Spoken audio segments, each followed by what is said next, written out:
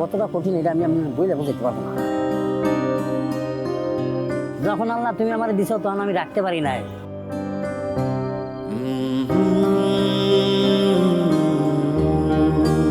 আমি তো কোনো কিছু শিখি নাই, সব তো শিখছে অভিনয়। আপনারা যদি আমার পাশে না থাকেন তাহলে আমি কার কাছে যাবো ভাই?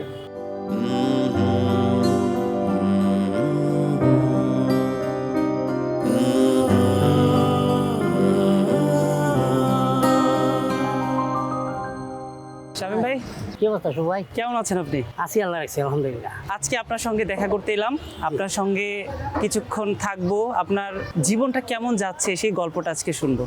ঠিক আছে, আমরা কোথায় বসতে পারি ভাই? চলো নদীকে যাই। হ্যাঁ শিওর, চলেন।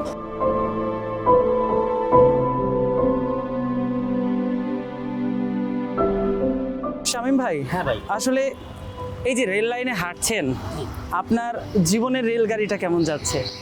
জীবনের রেলগাড়িটা হচ্ছে মালগাড়ির মতন। মালগাড়ি কিন্তু যে জায়গায় যায় ওই জায়গায় গিয়ে থাইমা পড়ে থাকে, তারপর আর লড় চলে না। আমার স্টেশনটা এমন একটা, আমার এই গাড়িটা এমন জায়গায় গিয়ে আটকাইছে, ওইখান তার সামনে আগাইতে পারতেছে না, এমন অবস্থা। মানে কেন, আপনার কি মনে হয় যে এই যে একটা প্রতিবন্ধকতা, এটা কেন?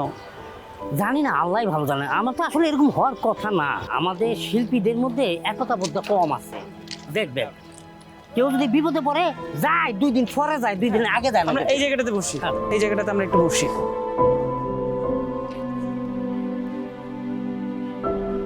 তো যেটা বলছিলাম, এই যে বিভিন্ন সময় এত লাইট ক্যামেরা অ্যাকশনের মধ্যে আপনার সময় কেটেছে, এখন আপনার লাইফটা কতটা লাইমলাইটে আছে? লাইম লাইটে নাই তো, লাইট হয়ে গেছে ফিউজ। ব্যাপারটা বুঝেন না ভাই? ফিউজটা কেমন হয়েছে? আজকে 4টা বছর ধরে আমি যে সময় মানে মিডিয়া বা আমার শিল্পাঙ্গনের বা আমাদের অ্যাক্টর দেশ থেকে আমি বাইরে, আমাকে অনেকেই কিন্তু দেখে না, খোঁজ খবর নাই। কিন্তু এই শামীম কই আছে, কি অবস্থায় আছে, ও খাইতেছে কি না খায় রয়েছে, কাজ করতেছি কি করতেছে না, সেই ব্যাপারে তাকে কোনো মাথা ব্যথা নাই। দরকার নাই, আমার মতন শামীম না থাকলে চলে। কিন্তু একটা বার চিন্তা করে দেখে, এই মিডিয়াতে যখন প্যাকেজ শুরু হয় নাই, তারও আগের থেকে আমি বেলি রোডের মহিলা সমিতি ক্যান্টিনে কাজ করি, সেইখান থেকে আমার তারা চিনে। তো সেই শ্রেণীর মানুষরা যখন আমার ভুলে গেছে গা, তারা তো একটা বারের জন্য তারা জিজ্ঞেস করে না। হ্যাঁ, তারা হয়েছে কি, কিছু কান কথায় বিশ্বাসী। কেমন সেটা? কান কথা, ওই যে একটা কথা আছে না, সিলে কান লয়ে গেছে, সিলের পিছনে দৌড়াইতেছে, যার কান লয়ে গেছে হ্যার কাছে হ্যার কোনো খোঁজ খবর নাই। তার মানে কি আপনি কোনোভাবে পলিটিক্সের শিকার হচ্ছেন? আমার কাছে কি মনে হয় না, আমি জানি না। আসলে পলিটিক্স বলতে গেলে আমি একটা কথা যেটা আমি বুঝছি বা যেটা শুনছি, যে আমাদের শিল্পী সমাজের কিছু আর্টিস্ট আছে, তারা বদল করে যে ইউটিউবে কাজ করে। ও মাই গড, শামীম ইউটিউবে কাজ করে, ওর সাথে আমরা অ্যাক্টিং করবো না। ওরা কি আজে বাজে কাজ করে, এই ধরনের কাজ করলে আমাদের, ওর সাথে কাজ করলে আমাদের পেস্ট্রি চলে যাবে, ও বাজে নোংরা টাইপের মেয়েদের সাথে কাজ করে। আরে ভাই, আমার একটা বার দেখাইতে পারবেন শামীম কোনো নোংরা মেয়ের সাথে অভিনয় করছে, নোংরামি করছে, বাসর গিয়ে ডলাডলি করছে, এরকম দেখাতে পারবেন না। আর এছাড়া এখন তো আসলে ইউটিউব কেন্দ্রিক অনেক নাটক হচ্ছে। এখন হচ্ছে, তো এখন কেমনে যায়? তখন ইউটিউব, মাই গড, ইউটিউবে শামীমে কাজ করে আমরা করবো না, তাই এখন কাজ কেমনে? এসব নোংরা বাসায় নাটক যায়, মা বাপ তুলে গালাগালি করে, তুর দেশ। আর আমি তো ওই ধরনের কোনো কাজই করি নাই। আরে সংযতের মধ্যে রেখে আমি কাজ করছি, বুঝছি না? তো আজকে ওই কান কথা শুই না, আজকে আমার থেকে অনেক শিল্পী আমারে অ্যাভয়েড করছে। শামীম পাটে শোয়াশে। আরে ভাই, অ্যাক্টিংয়ের জায়গায় আয়া পাটটা দেখা যে আমি কি পারি কিনা। 54 বছরে পাড়া দিয়ে গেছে, এখনো কথা কই, এখনো যদি দেই। তোরা যারা 60-35 বছর পোলার এখন না আমার লগে দৌড়াইস, আমার লগে গাছ উঠিস, দেখ মনে পারবো না। আজকে এই 4 বছর হয়েছে আমি ওই জগতের বাইরে, ওইভাবে কেউ আমাকে ডাকে না। একটা দুটো কাজে ডাকছে, আজকে ডাকছে, আগামী 3 মাসের খোঁজ খবর নাই। আচ্ছা শামীম ভাই, এই যে প্রোডাকশন বয় থেকে শুরু করে এতগুলো নাটকে কাজ করেছেন, দীর্ঘ সময় আপনার এই মিডিয়ার সঙ্গে, আপনার মনে পড়ে প্রথম আপনি কিভাবে সুযোগ পেয়েছিলেন? আর এই যে লম্বা যাত্রার আপনার জীবন তখন কেমন ছিল আর এখন কেমন যাচ্ছে? আমার মনে আছে, মনে থাকবো না কেন। আমি অনেক আগে, আজ থেকে প্রায় লাভবাইয়ের এক নাটক ছিল দ্বিচক্রযান, তখন আমি প্রোডাকশনে কাজ করি। অভিনয় আমার আসলে অভিনয় করবো এই ধরনের কোনো চিন্তা ভাবনাই আমার ছিল না। ওই হালকা হালকা পাসিং শট দিতাম। ফাইনালি আমি অ্যাক্টিংয়ে আসছিল, আমি মিমি আপার হাত ধরে আমাকে আনা হয়েছে একটা শিল্পীর বিপরীতে, সে নাই, করবে না কাজ। এখন চ্যানেলের নাটকটা অনিয়ার হবে, সেই কারণে আমাকে ওই ক্যারেক্টারটা দেওয়া। আমি মূলত মিমি আপার হাত ধরে আজকে এই জায়গায় আসা। তো তখন আমার সময়টা ছিল অনেক জাঁকজমক, আমি গোল্ডেন যুগ ছিল আমার জন্য, ডায়মন্ড যুগ, গোল্ডেন যুগ না, ডায়মন্ড যুগ। যখন আমি ওই কথাগুলো চিন্তা করি আর এখন আমার এই কথাটা চিন্তা করি, আমার কাছে মনে হয় আসমান আর জমিন খারাপ হয়ে গেছিল। আর তখন তো শিল্পীদের মধ্যে অনেক আন্তরিকতাও ছিল। আব্বার দিকে অনেক কদর ছিল, সম্মান ছিল, মানে কিছু ডিরেক্টরেরও একটা কদর ছিল, প্রডিউসারের একটা ভালোবাসা ছিল। কোনো শিল্পীকে কোনো কিছু চাইলে না করতো না। এখন হচ্ছে কি চাওয়ারতে বেশি রেমুনেশন নেয়। তা আমার মতন শিল্পীরা কাজ করাবে কোন জায়গায়, নিয়ে খাওয়াবো কি? আজকে কিছু কিছু শিল্পীর কারণে আমরা আচ্ছা, আমি যদি জানতে চাই যে এই যে বর্তমান সময়টা, রমজান মাস চলছে, এই সময়টা আপনার জীবন কতটা কঠিন হয়ে দাঁড়িয়েছে? আমার জীবন কতটা কঠিন এটা আমি বইলে বোঝাইতে পারবো না। কঠিনের কথা বলতে গেলে আমি আমার বাচ্চারা দিয়ে বোঝাই। আমার ছোট ছেলে প্রত্যেক বছরে তার ভালো ভালো কাপড় চাপড় পরাইতাম, দামি জুতা পরাইতাম, করছি। ওর ঘরে আনো জুতা আছে, আমার কইতেছে বাবা আমার জুতাটা দিয়া দিবা। আমি তো কেন, তো দিয়া দিবা? তো আমি কিছু এবার ঈদে যদি কিছু হয় আমি তোমার দিব না কিছু। তো বাবা না, প্রত্যেক বছর তো পড়ছি, আমি জানি আব্বা আপনার কাছে টাকা নাই, আপনি কীভাবে চলতেছেন সেটাও আমি জানি। সারা জীবন তো আমাকে চালাইছেন, এই বছর যদি ঈদ না করি আমাকে কিচ্ছু যায় আসে না। ছোট সন্তানের বয়স কেমন? 12 বছর। এই বয়সে সে বুঝতে পারছে বাবার কষ্টটা। আমার 3 ছেলে, মাশাআল্লাহ, আলহামদুলিল্লাহ, কারো কোনো চাও নাই। যখন ছেলের মুখে এই ধরনের একটা কথা শুনলেন, চোখের পানি ধরে রাখতে পেরেছিলেন? আসলে বাচ্চা মানুষ তো, বাচ্চা মানুষের অনেক স্বপ্ন, অনেক শখ থাকে। ওর বন্ধুরা পড়বে, ওর বন্ধুরা ফেসবুকে ছবি ছাড়বে, ওই হয়তো ছাড়বে না। ওর ভিতরে ভিতরে কষ্ট থাকলেও আমি তো বুঝি না, আমি তো বাপ, জানি না কি করতে পারবা।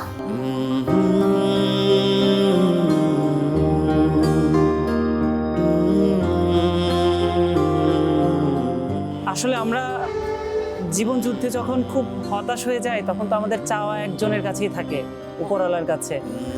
হ্যাঁ, সমাজে অনেকে অনেক মনে করতেছে শামীম আজকে সময় টিভিতে ইন্টারভিউ দিচ্ছে, এমনি চ্যানেলে ইন্টারভিউ দিচ্ছে, সাহায্য হাত বাড়াচ্ছে টাকা দান, মানে দান খরচ পাওয়ার জন্য। না, আমার তো দান খরচ দরকার নাই। আপনি আমার টাকা দিয়ে পেট ভরাই দেবেন, মন ভরাই দেবেন, পারবেন না। আমার তো মন ভরার দরকার, আমার পেট ভরার দরকার নাই। আমার দরকার কাজ। রিজিকের মালিক আল্লাহ, আমি আল্লাহর উপরে ভরসা রাখি। আর আল্লাহ যদি বান্দার উপরে ছেড়ে দেয়, আমার কাজে তো কতক্ষণ সময় নেবে। তা আমি আমার এই ডিরেক্টর গিলস, আমার অ্যাক্টর সিকিউরিটি, এদের কাছে আমার বিনয় অনুরোধ থাকবে, আমার টাকা সাহায্য কোনো কিছু লাগবে না, কোনো ত্রাণ কিচ্ছু লাগবে না। আমার একটু কাজ দিবেন, আমি কাজ পেলেই খুশি, আর কিছু না। ওই কাজের মধ্যে নিয়ে আমার টাকা আসবে। আমি খেটে খাবো, চেটে খাবো না। চেটে যারা খায় আজকে আছে, কালকে থাকবে না, ওইটা হয় গোলামি, ওইটা হয় চামচামি। আমি খেটে খাবো, চামচামি করে খাবো না। শামীম ভাই, এখন তো রমজান মাস চলছে, আমরা আসলে বিশেষ করে এই মাসটাতে সবসময় চেষ্টা করি রবের কাছে নিজেদের যত ফরিয়াদ আছে সেটা জানানোর জন্য। তো এই মাসটায় আমি যতটুকু জানতে পেরেছি আপনি 5 ওয়াক্ত নামাজ পড়ছেন, আপনি নিশ্চয়ই যা চাওয়ার আপনার রবের কাছেই চাইছেন। জি অবশ্যই, কেন না। রিজিকের মালিক আল্লাহ, আমার চাওয়ার মালিক আল্লাহ, আমি তার কাছে চাইব। একটা জিনিস কি, আমি নিজের কাছ থেকে অনেক কিছু প্রমাণ পাইছি। ধরেন যখন আমি কোনো রকমের কোনো বিপদে পড়ে যাই, এই যে আমি যে বিপদে পড়লাম, হঠাৎ আমি কোনো পথ খুঁজে পাইতেছি না, তো আমার পথটা একটাই, আমার রব, আমার আল্লাহ, আমার খোদা, আমার রাজ্জাক, আমার কুদ্দুস, আমার মালিক, আমার খালেক। উনি হচ্ছেন আমার সব কিছু, সারা জানের মালিক। আমি ওনার কাছে আমি যখন ফরিয়াদ করা শুরু করলাম যে আল্লাহ আমি এখন কী করব, আমি তো আমার বাচ্চাদের মুখের দিকে তাকাইতে পারতেছি না, আমার তো কোনো পথ পাইতেছি না, আমার তো কাজের দরকার, আমি কি করবো আল্লাহ, আপনার কাছে আমি ক্ষমা চাই। যদি আমার অগোচরে গোপনে, মানে ওপেনে কোনো রকমের কবিরা সবিরা গুণা করে দেখে আমরা মাফ করে দিয়ে আমার একটা পথ দেখান। পথ দেখাইছে না, এই যে আপনারা আসছেন, আর কয়েকজন আসছে, এদের উসিলায়, আপনাদের উসিলায় হয়তো আমার আর্থিক সাপোর্টের দরকার নেই, আমার কাজের দরকার, আল্লাহ সেটার ব্যবস্থা করেছে। আপনার হচ্ছেন উসিলা, আপনার উসিলা বলে আমি পারতেছি, আমাকে পারার, আমার সেই রাস্তাটা দেখাই দিচ্ছে। আমার রাজ্জাক আঙ্কেল একটা কথা বলছিল, যখন রাজ্জাক আঙ্কেলের একটা ছবি কাজ করি, যে বাংলাদেশের কিছু মানুষকে মনে রাখা উচিত, কিছু সুপারস্টারদের মনে রাখা উচিত। যদি ভেবে নাও তুমি অনেক উপরে উঠে গেছো, ওইখান থেকে তাড়াতাড়ি নামো, আর নাহলে এমনভাবে নামবা পরবর্তী তোমাকে একটু খুঁজে পাবে না। আমি কিন্তু ওই পড়ার আগে কিন্তু নেমে বসি, আমার কেন জানি আমার রবের প্রতি বিশ্বাস আর আমার কিছু মানুষের প্রতি বিশ্বাস যে আমি কোনো না কোনো কারণে আমি ভালো কিছু একটা আবার আগের জায়গায় চলে যাব। আমার বিশ্বাস থেকে বলা কথা, বাকিটা আল্লাহই ভালো জানে। আপনি যদি একটু জীবনের পিছনের দিকে ফিরে তাকান তাহলে আপনার কি মনে হয় আপনার জীবনের সবচেয়ে কঠিন সময় কোনটা? কঠিন সময়টা আমি আসলে আগেই পার করে চলে আসছি। আগে পার করছি বলতে গেলে অভাব অনটন, আমার ছোটোবেলাটা এমন সময় গেছে না খায়ও পার করছি। আমার বাপ আমার বাসা ছিল না, আমার মা ওই পরিমাণে কাজ ওই সময়কার ওই অত কাজই ছিল না। আমার মা পানি দিত বাজারে বাজারে, শান্তিনগর বাজারে পানি দিত, বাসা কাজ করতো বহুত কষ্ট করে। কিছু টাকা জমায় গরিব তালে গেছিলাম কাপড় চাপড় কিনে দিতে, তো মার কুড়ি থেকে টাকা চুরি হয়ে গেছে গা।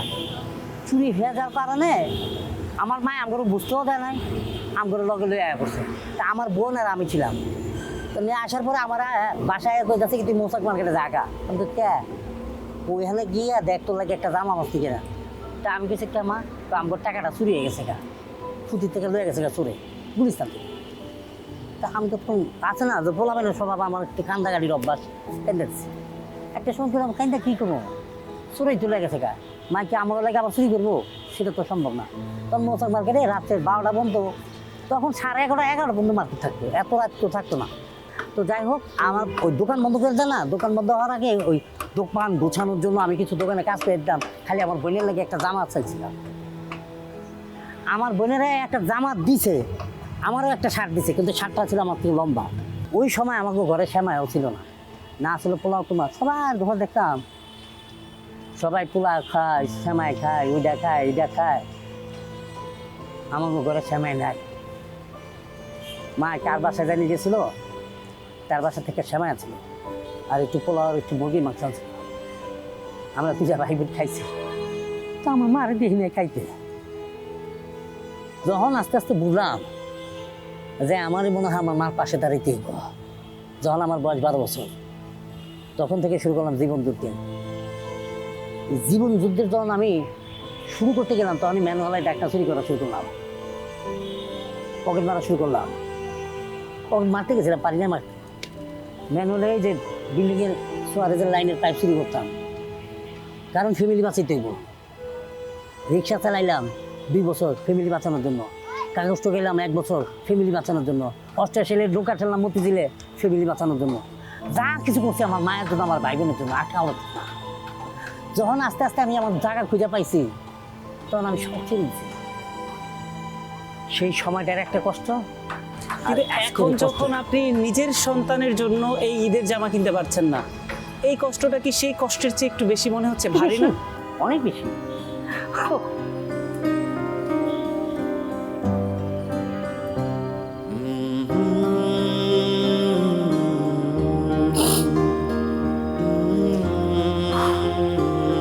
বলার কথা না।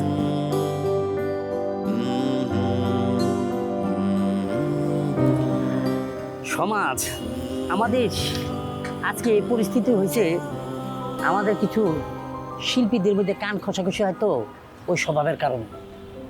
আমি একটা কথা বলবো, কথাটা বলে আমি একটু নামাজে চলে যাবো, পারবো না। কথাটা হচ্ছে আজকে শিল্পী সমাজ, এই যে শিল্পীরা, আমার অবস্থা দেখছেন তো, আমার শরীরে জোর আছে কিন্তু টাকা নাই। আমার দেওয়ালে পিঠ থেকে গেছে কিন্তু হাত পাতি নাই। এখনো সময় আছে, এখনো সময় আছে। শিল্পীরা টাকা সঞ্চয় করো, নাহলে একদিন এমন সময় আইব তখন মানুষের দুয়ারে হাত পাততে হইব। ওই কাজটা যেন না হয় সেই ব্যবস্থা করো। যারা আমার ক্ষতি করছো, আমি তাগর ক্ষতি করব না। আমি আল্লাহরে বলবো, আল্লাহ যারা আমার ক্ষতি করছে তাকে তুমি হেদায়েত করো, তাকে বরকত দিয়া দাও রিজিকে। এটা আমার কথা। এখন যখন আপনি কাজ পাচ্ছেন না, মাসের পর মাস আপনি ঘরে বসে আছেন, পরিবারের যে জিনিসটা প্রয়োজন সেটাও আপনি ঠিকঠাক দিতে পারছেন না, এই একাকী সময়টাতে আপনি কি করেন? একা একা সময়তে কি আর করবো, ওই যে ধরেন যে ওই যে বাচ্চাকে কোচিংয়ে যাই, নাহলে ওর মা যায়, আর নাহলে ফেসবুক গুটাই। কাজে একটা করতে হবে তো কিছু একটা, কী করবো, কাজ নাই, মাথায় কাজ করলাম। অনেক সময় মাঝে মধ্যে এই রেল লাইনে এসে বসে থাকি, কেমন জানি হয় না, মানে আট পাগল হয়ে দিতেছে। আমি মনে হয় আপনার কিছুদিন পরে মানে পাগল হয়ে যাবো। আমার বউ মাঝে মধ্যে আমার কয় কী হয়েছে, আপনার সমস্যা কী? সমস্যা কিছু না, এমনি। না, যখন মানুষ খুব বেশি চাপের মধ্যে থাকে, মানসিক চাপের মধ্যে থাকে, তো তখন তো আসলে অনাকাঙ্ক্ষিত অনেক কিছু ঘটে যেতে পারে। আমি একটা চিন্তা করি যে যখন আল্লাহ তুমি আমার দিছো তখন আমি রাখতে পারি নাই, আর যখন আল্লাহ তুমি নিয়ে গেছো সব কিছু, এখন আমার কেন বুঝতে হইতেছে যে দুইটা জিনিস রাখতে পারলাম না, পাওয়া জিনিস রাখতে পারলাম না। আজকে কেন অভাবের তাড়নায় আজকে আমার ফেসবুকে জানাইতে হয়েছে, আমার চ্যানেল, বিভিন্ন চ্যানেল আমাকে সাপোর্ট দেওয়ার জন্য চলে আসছে, আমাকে প্রমোট করতেছে, আমাদের ডিরেক্টর কাছে পরিচিতি করতেছে যে শামীম আছে, জীবিত আছে, শামীম অনেক ভালো আছে, ওরা একটু কাজ দেন। ও আর্থিক সাপোর্ট চায় না। আপনার যে জীবন সঙ্গী আছে, আপনার এই কঠিন সময়ে সে আপনাকে কিভাবে সাপোর্ট দিচ্ছে? ওরে ওরে ওরে, সে হচ্ছে যে সে না থাকলে আল্লাহর অশেষ মেহরবান যে ওনারা ওই মেয়েটা আছে বলে আমি বেঁচে আছি, আল্লাহর অশেষ মেহরবানে। ও আমাকে বিশাল একটা সাপোর্ট দেয়, কি ব্রেন সাপোর্ট, আর্থিক সাপোর্ট না, ব্রেন সাপোর্ট দেয়, আমার বুঝায়। আর সে একটা বুঝ দেয় আমার যে আল্লাহর উপরে ভরসা রাখেন, নিশ্চয়ই আপনাকে ভালো কিছু দেবে। আমার প্রত্যেক দিন না, একদিন দুদিন পর আমরা, ও তাহাজ্জুদের নামাজ পড়ে, আমি জানি না হয়তো ওর নিয়ত কী ছিল, বিশ্বাস করুন আমার কাছে মনে হলো ওই ব্যক্তির কারণে বা আল্লাহ কারণে আমার ফ্যামিলির কারণে হয়তো আপনাদের মধ্যে মানুষের দেখা পাওয়া আসে, সেই ব্যক্তি আমাকে ওই ধরনের সাপোর্টটা দেয়। আমাকে এইটাও বলছে যে চ্যানেল যেটা জিজ্ঞেস করেন ঠাসটা সত্য কথা বলবেন, একটি মিথ্যা কথা বলবেন, আমি একটা মিথ্যা কথা বলবো। সামনে যেহেতু আর কয়েকদিন পরে ঈদ, আমরা তো ঈদ নিয়ে অনেক পরিকল্পনা করি। আপনার যতই কাজ না থাকুক, যতই আপনি আর্থিক সংকটে থাকুন, ঈদ নিয়ে তো অবশ্যই সন্তানদের খুশি করার জন্য কিছু পরিকল্পনা আপনি নিজে নিজে করে রেখেছেন। পরিকল্পনা আসলে আমার আজকে মেজো পোলাই করতেছে, বা আমার কোনো কিছু লাগবে না, আমাকে 3 বাইরে এই জায়গায় পাঞ্জাবি হচ্ছে, 3টা পাঞ্জাবি কিনা দেন, বা শেষ, আর কোনো প্ল্যান নাই। 3টে পাঞ্জাবি কিনতে কেমন টাকা লাগবে? আমি একটা কিনছি 200 টাকা দেয়। কিন্তু কখনো আপনি চিন্তা করেছেন এরকম আপনাকে কিনতে হবে? আমার নিজের পাঞ্জাবি আছে একটা 12,000, আর আজকে 200 টাকার পাঞ্জাবি বলে, এটা শিখাও, এটা শিক্ষা। আমি এটা সব শ্রেণীর মানুষকে শিক্ষা দেই যে আমি কিন্তু এই শিক্ষায় শিক্ষিত হয়েছি, আমি কিন্তু এখন শিখছি, আমি বুঝতেছি যে টাকা কি জিনিস, সঞ্চয় না করা জিনিসটা কি জিনিস। আজকে আমি 200 টাকা দামি পাঞ্জাবি করি, আলহামদুলিল্লাহ আলহামদুলিল্লাহ আলহামদুলিল্লাহ, এতে কোনো আফসোস নেই আমার। কিন্তু যে মানুষটা 12,000 টাকার পাঞ্জাবি পরে, সে যখন 200 টাকার দামের সেই পাঞ্জাবিটা হাতে নেয়, সেই মুহূর্তটা আসলে আপনার মনের ভেতরের অবস্থাটা কি ছিল? আমার কাছে আলহামদুলিল্লাহ, আমার কাছে মনে হইতেছে আলহামদুলিল্লাহ, আমি তো এই জায়গার থেকে আসা মানুষ, এই 200 টাকার পাঞ্জাবির থেকে আসা 12,000 টাকা গেছিলাম, আবার 12,000 টাকা ঠেললে 200 টাকা পাঠাইছে, আমি আস্তে আস্তে উঠবো। কিন্তু এইবার যদি আল্লাহ আমাকে সেই পরিস্থিতি রাখে, সেই পরিমাণে কাজ দেয়, এইবার হচ্ছে অনেক কিছু হিসাব করে চলতে হবে। আবার আসলে কাজ ছাড়া একটা মানুষের মানসিক পরিস্থিতি কেমন থাকে? কাজ ছাড়া প্রতিবন্ধী মনে হয়, আমি ফুলফিল প্রতিবন্ধী।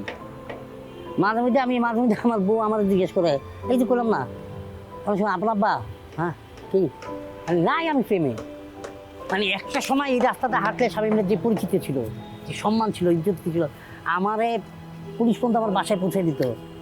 এখন পুলিশ দিকে এমন কেমনি দিকে, আমার তো চিনে না, কারণ নাই তুই জায়গায়, এখন রাস্তাঘাটে অনেকেই চিনে না, এখন কয়জন ছিল জিজ্ঞেস করুন, কেউ ছিল না, কেমনি চিনবো, নাই তো আমি জায়গায়। আচ্ছা, যখন এই যে জীবন যুদ্ধ চলতে থাকে, জীবনে সংগ্রাম করে সামনে আগাতে হয়, কিন্তু মনে হচ্ছে যে আমি আসলে সফলতা পাচ্ছি না, বা উপরওয়ালা হয়তো বা আমার দিকে মুখ তুলে তাকাচ্ছেন না, এই হতাশা যখন ভেতরে চলে আসে, সেইটা তো আসলে আরো বেশি মানসিক একটা, মানে মানসিকভাবে মানুষকে দমিয়ে দিতে চায়। না, আমার বাবার প্রতি কোনো কমপ্লেন নেই, কোনো বিচার নেই, কোনো আচার নেই, কারণ এর কাছে কী করবো, কী করবো, আল্লাহ সে আমার একটা পরীক্ষার কাতার রাখছে, আমি এর দৃঢ় বিশ্বাস করি। একটা জিনিস মনে রাখবেন, আপনি যখন অভাব অনটন অসুখ বিসুখ, আশেপাশে লোকজন কলিগটা সহ আপনাকে অপছন্দ করে, এক প্রকার ঘৃণার পাত্র হিসাবে নিয়ে নিছে, কিন্তু আপনার মনের ভিতরে তার প্রতি দৃঢ় বিশ্বাস আছে।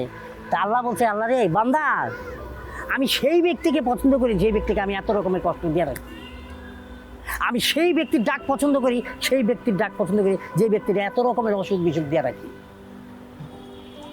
তো একটা জিনিস মনে রাখবেন যে আমি জানি না আমার রব ভালো জানে আমার কোন প্রতি পরীক্ষার কাতারে রাখছে, আমার ওনার প্রতি ভরসা আছে, বিশ্বাস আছে, আমি জানি নিশ্চয়ই আমি কিছু করতে পারবো। এমন সময় আমার বড় ছেলে অনার্স পাস মার্কেটে চলে আসছে, আমার ছেলে চাকরির জন্য আমি অনেক জায়গায় দৌড়েছিলাম, পাইনি চাকরি। আমার ছেলেটা যদি একটা চাকরি করতে পারতো, অন্তত আমার একটু হলে তো সাপোর্ট, একটা সাপোর্ট হতো। এই চাকরি করতে পারে না বলে আবার সেরে আমি বললাম বাবা তাহলে আস্তে আস্তে তুমি আর একটু করো, দেখো না রিজিকে যদি ভালো যদি থাকে, আল্লাহ যদি তোমার জন্য ভালো কিছু লেখা রাখে অবশ্যই তুমি পাইবা বাবা। তা আমি সবসময় ওনার উপরে ভরসা রাখি, বান্দার উপরে ছেড়ে দিই। বান্দা হচ্ছেন উসিলা, উনি যদি ওনার কাছে না আপনার কাছে না দেয় আপনি কোথা থেকে আমার দিবেন। আচ্ছা, এই যে আপনি সামাজিক যোগাযোগ মাধ্যমে আপনার অবস্থার কথা জানালেন, আমরা আপনার কাছে আসছি, তো আপনার এই যে দীর্ঘদিনের মিডিয়ার যে সহকর্মীরা ছিল বা এখনো যারা আছে তারা কেউ আপনার খোঁজ নিয়েছে?